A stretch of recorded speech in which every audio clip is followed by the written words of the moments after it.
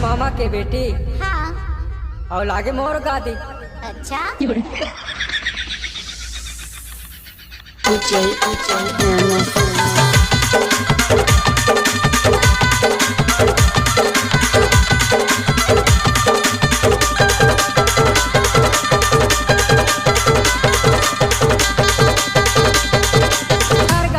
कैसे तबे तो कहा था काय की था दिल ले गई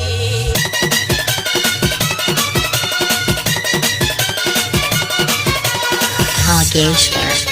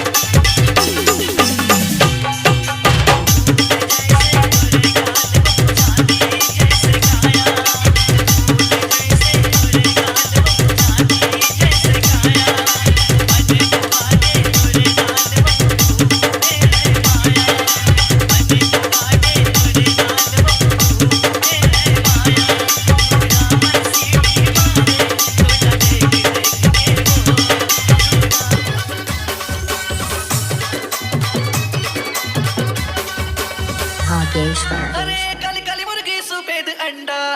काली काली मुर्गी सफेद अंडा, मोरी गली में आज लगाओ डंडा, लगाओ डंडा, मोरी गली में आज लगाओ डंडा, लगाओ डंडा, मोरी गली में आज लगाओ डंडा, लगाओ डंडा, मोरी गली में आज लगाओ डंडा।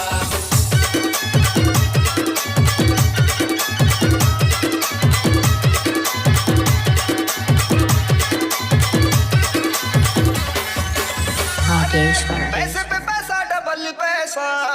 पैसे पे कैसा तू तो खिड़की पे बैठी बुलाऊं कैसा तू तो खिड़की पे बैठी बुलाऊं कैसा तू तो खिड़की पे बैठी बुलाऊं कैसा तू तो खिड़की पे बैठी बुलाऊं कैसा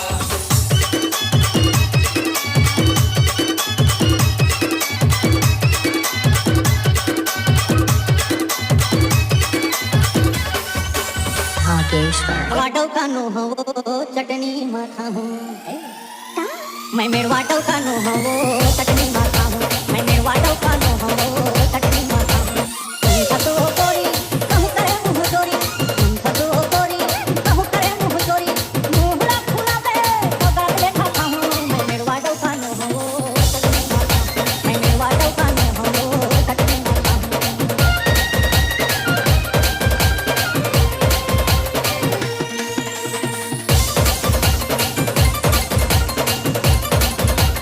राजू